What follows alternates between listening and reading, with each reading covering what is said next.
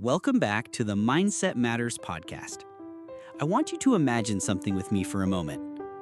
Imagine you're on a long hike up a beautiful mountain trail. The sun is shining, the air is fresh, and you're feeling good. But as you walk, you're also carrying a heavy, oversized backpack. Inside this backpack are a bunch of old, heavy items you don't need. Old clothes, a broken gadget, and a bunch of things that don't serve any purpose. The weight is making you tired, slowing you down, and preventing you from fully enjoying the view. Now, imagine what it would feel like to just take that backpack off, to feel the weight lift from your shoulders, and to have the freedom to walk, run, and explore unburdened. That heavy backpack is a metaphor for the mental and emotional baggage so many of us carry every single day. We hold on to past regrets, toxic relationships, old identities, and the need to control everything. This baggage weighs us down, drains our energy, and keeps us from moving forward. Today, we're going to talk about the art of letting go. We're going to explore what we're holding on to, why it feels so difficult to release, and how we can learn to release that weight and create space for a lighter, more fulfilling life. What we hold on to and why. The first step in letting go is to understand what we're holding on to and why it feels so difficult to release. We don't hold on to these things because we're weak. We hold on to them because of fear. Let's look at some of the common things we carry. Past regrets and hurts. This is the pain of a past mistake, a broken promise, or a word you wish you could take back. We replay these moments in our minds over and over again, hoping for a different outcome. But all we're doing is reliving the pain. We hold on to them because we're afraid of repeating the mistake, or we believe that by replaying it, we're somehow in control. Toxic relationships. We hold on to people who are no longer good for us.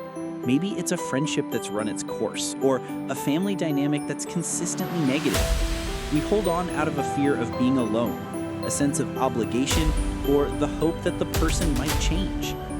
The need for control. We desperately try to control every outcome in our lives to prevent future pain or disappointment.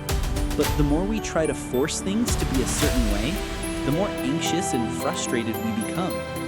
We hold on to this need because it gives us a false sense of security.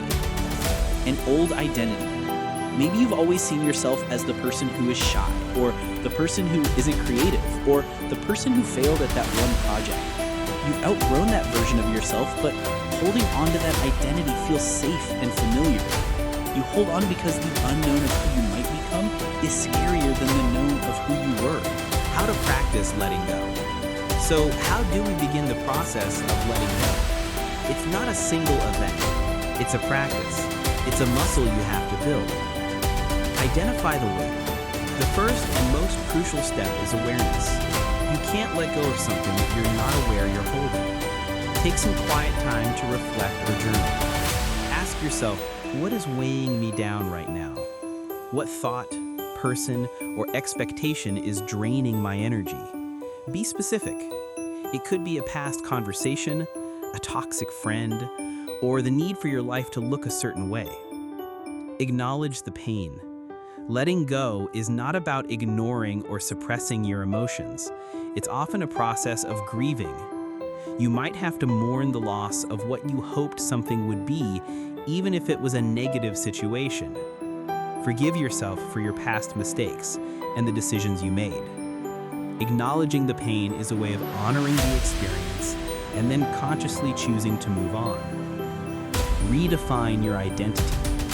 Understand that letting go of a past failure or a past version of yourself doesn't erase your history. It frees you to write your future. When you let go of the identity of the person who failed, you become the person who learned and grew. When you let go of the identity of the person who needs to be in control, you become the person who trusts the process. You are not defined by what you held onto, but by your choice to release it. The benefits of letting go. What happens when you finally put that backpack down? The benefits are immense and often immediate. You'll gain mental clarity. Instead of replaying old tapes and worrying about things you can't control, your mind is free to focus on the present moment. You'll feel new energy. The emotional and mental energy you were using to hold on is now available for positive, creative, and fulfilling pursuits. You'll create space for new opportunities. Imagine a person whose hands are full. They can't grab anything new, can they? When you let go of old hurts and relationships, you make room for new, healthier connections and experiences to come into your life. Letting go is not a sign of weakness. It's an act of courage. It's choosing to release what no longer serves you to create a better life for yourself. The truth is, you can't control what happens to you, but you can always control your backpack. You get to decide what you carry and what you release.